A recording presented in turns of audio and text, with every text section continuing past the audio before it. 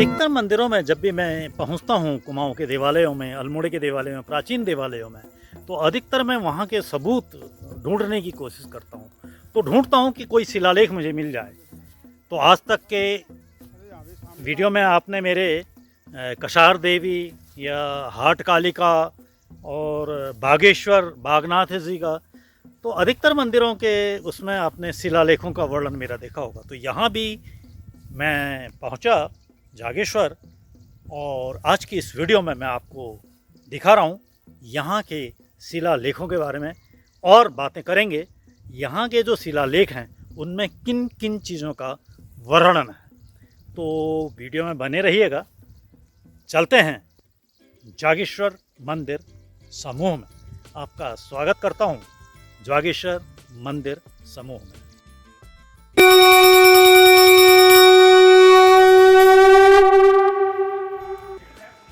उत्तराखंड में जागेश्वर धाम के मंदिरों की दीवारों और शिलालेखों में उत्कीर्ण की गई करीब 1000 साल से ज़्यादा पुरानी लिपि के रहस्य से आज इस वीडियो में पर्दा उठेगा। लिपि के जरिए इस मंदिर समूह का देश के अन्य बड़े मंदिरों से भी प्राचीन संबंध जुड़ रहा है। तो देखिए क्या लिखा गया है पत्थरों में। जागेश्वर मंदिर समूह में 25 से भी अधिक शिलालेख स्थित हैं। चलिए फिर अब बात करते हैं जागेश्वर या मृत्युंजय मंदिर के शिलालेखों के बारे में। जो इन शिलालेखों की जो लिपि है वो ब्राह्मी है, संस्कृत भाषा में ये लिखे गए हैं, और जो इनकी लिखने की तिथि है वो है 8वीं से 10वीं शताब्दी। जिसमें कि अब मैं बात शुरू करता हूँ अभिलेख 1 की, जो पहला शिलालेख है उसकी। इस अभिलेख 1 की या शिलालेख 1 की, इसके भाव का अगर अनुवाद किया जाए तो वो कुछ इस तरह का बैठता है। श्री सद आर्णव गंधहस्तिन बसंत लील और हर्षवर्धन के पक्षपात, या इसको कहिए तो पक्षपात का मतलब है प्रतिनिधि रूप में तीर्थ यात्रा करने वाले पूर्व देश के निवासी बल्लवर्मन के आदेशानुसार ताम्रघट द्वारा लिखित है। इस मंदिर में पूजा अर्चना कराने के लिए अपने प्रतिनिधियों को भी भेजने की परंपरा रही थी। फिर इसके बाद बात करते हैं अभिलेख 2 की, यानी कि शिलापट 2 की। उसका जो भाव अनुवाद है वो कुछ इस तरह का है। पेट, अनर्थ, लव, रिच, भंड, विद्याधर, चुर्ग और वज्राह के पक्षपात, यानी कि इनके प्रतिनिधि रूप में तीर्थ यात्रा करने वाले पूर्व देश के निवासी बट्टेश्वर के इनके आदेशा अनुसार लिखित है। फिर बात करते हैं अभिलेख 3 की। जो अभिलेख 3 है या शिलालेख 3 है, उसका जो भाव का अनुवाद है वो इस तरह का है। प्रकट भंड, अभिमान, चंग, खड्ग, अनर्थ और अर्जुन इनके प्रतिनिधि रूप में तीर्थ यात्रा करने वाले बटेश्वर द्वारा कथित कथाओं के प्रेमी जिज्जट, संभवतः यह व्यक्ति बटेश्वर के साथ तीर्थ यात्रा को आया था। ये जो मैं अनुवाद बता रहा हूँ ये सरकार के हैं, डीसी सरकार के एपिग्राफिक ऑफ इंडिया के तहत जिल्द 34 है, और पृष्ठ जो है वो 251 से 53 के बीच का है। तो इनमें जो पूर्व देश के निवासी हैं ये प्रभु दत्त द्वारा ये लिखा गया है। दीवारों पर अपना नाम लिखवाने वालों में अधिकतर तीर्थ यात्री भी हुआ करते थे। अब करते हैं अभिलेख 4 या शिलालेख जो 4 है उसके अंतर्गत। तो जो शिलालेख 4 है उसका जो भाव का अर्थ है वो कुछ इस प्रकार बैठता है, डीसी सरकार के द्वारा जो रूपांतरित है। वह है तीर्थ यात्रियों, कुछ के नाम एक से अधिक बार इस शिलापट में लिखे हैं, जैसे कि श्री विशिष्ट, कंकाल, श्री नेत्र हरिश, वाचराज, श्री ग्राम हैरी, श्री समर महिष, मान प्रकाश, बबाल, कदम, कल्याणीय, श्री शभार्थ सलोण, श्री राम ग्राम हेरी, श्री सुजुम सुत, श्री शंकरगण, श्री रण विग्रह, श्री सुनंद चंद्र, श्री वीरेंद्र महायोगी भट्टारक, श्री शुजूम सुत, श्री शंकरगण, श्री रण विग्रह, निवृत्त, हन्नट, ओदिशंड, मंगलचंड, श्री चल विग्रह, श्री ग्रामहेरी, कात्यायनी दाशियक, श्री यशोभंडार, विचिव, ये इनके नाम हैं तीर्थयात्रियों के। और फिर जब हम बात करते हैं ये जागेश्वर के अन्य मंदिरों में जो शिलालेख लिखे गए हैं, ये जो थे अभी तक के शिलालेख, ये जागेश्वर और मृत्युंजय मंदिर में लिखे थे। अब मैं बात कर रहा हूँ जागेश्वर के अन्य मंदिरों में। उनकी लिपि भी जो है वो ब्राह्मरी है, भाषा संस्कृत में है, तिथि 8वीं से 10वीं शताब्दी का है। अपना जीवन समाप्त करने की इच्छा से या इच्छा मृत्यु को प्राप्त करने की इच्छा से और मोक्ष प्राप्त करने के लिए भी यहाँ लोग पहुँचते थे। इसमें जो पहला अभिलेख है वो है, उसका जो भाव का अर्थ है वो है सिद्धम, अघोर शिव उपनाम विष निर्घात।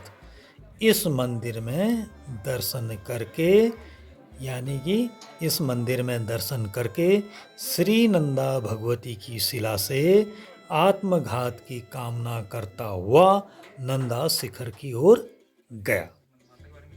इसका अर्थ ये आ रहा है जो शिलालेख पहला है, यानी कि श्री सिद्धम अघोर शिव उपनाम विष निर्घात। इस मंदिर में दर्शन करके श्री नंदा भगवती की शिला से आत्मघात यानी कि आत्महत्या की कामना करते हुए वो नंदा शिखर की ओर चला गया। फिर है जो शिलापट दूसरा है शिलालेख, वो है उसका जो अर्थ आता है, उसका अर्थ आता है कि इस मंदिर का निर्माण कल्याण नामक सूत्रधार ने किया था, शिल्पी ने किया। कल्याण सूत्रधारेण कृतंग, ये इस मंदिर का निर्माण कल्याण नामक सूत्रधार ने किया। फिर आता है अभिलेख तीसरा, जो कि इस तरीके से होगा। उसका भावार्थ है श्री रण स्तंभ वन करब श्री रणभद्र बड़ श्री समर्थ केसरी विपरीत चंड श्री शुजुम सुत श्री शंकरगण श्री रण विग्रह महायोगी श्री वीरेंद्र भट्टारक किन्नर चंड। ये जो मैं आपको ये जितने भी मैंने शिलालेखों के अर्थ बताए हैं, ये मैंने डीसी सरकार एपिग्राफिक इंडिया से बताए हैं, जो कि खंड 34 है उसमें पुस्तक का, और पृष्ठ जो है वो 253 में से है। ये लगभग सब उसी में से मैं आपको बता रहा हूँ। ये वर्णन अक्टूबर 1959 में पुरालेख और पुरातत्व विशेषज्ञ डॉक्टर डीसी सरकार ने जागेश्वर पहुंचकर यहाँ के प्राचीन शिलालेख और दीवारों पर खुदी हुई लिपि की कॉपी की थी। उसके बाद उन्होंने इसका ट्रांसलेशन भी कर दिया था। ये ट्रांसलेशन एपिग्राफी इंडिया पुस्तक में प्रकाशित है। अब करीब कहना चाहिए 6 दशकों के बाद ये जानकारी लगभग सबके सामने धीरे धीरे आ रही है। इसी पुस्तक में वो आगे को लिखते हैं कि जो मृत्युंजय मंडप है इसकी 13वीं सदी में मरम्मत हुई थी।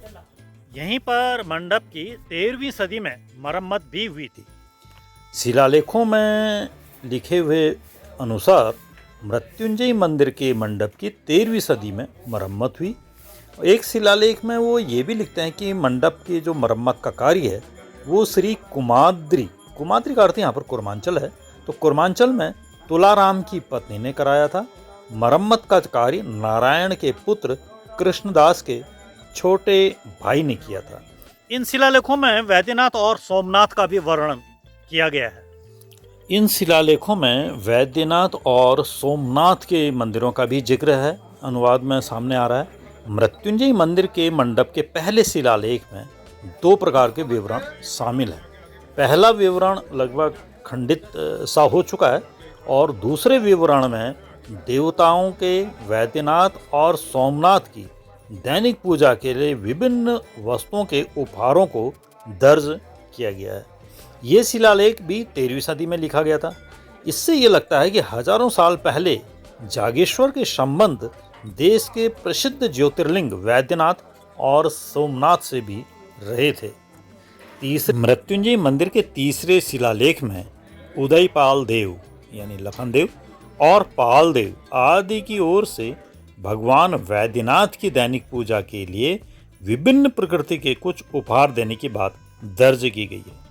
यह शिलालेख भी 13वीं सदी में लिखा गया है। लिपि के अनुवाद से ये भी खुलासा हो रहा है कि करीब हजारों साल पहले देश विदेश के लोग असमर्थ होने पर अपने स्थान पर किसी प्रतिनिधि को अपने खर्चे पर जागेश्वर धाम भेजा करते थे और इसके पीछे की वजह ये भी मानी जाती है कि वो लोग प्रतिनिधि के जरिए मिले पुष्प का हिस्सेदार खुद को भी मानते थे। एक अन्य शिलालेख के अनुसार ये भी स्पष्ट होता है कि पूरब देश, यहाँ पर पूरब देश का अर्थ जो है पश्चिम बंगाल है, तो पश्चिम बंगाल के जेजेसा नाम के एक व्यक्ति पर इन शिलालेखों को खोदने की या लिखने की जिम्मेदारी थी।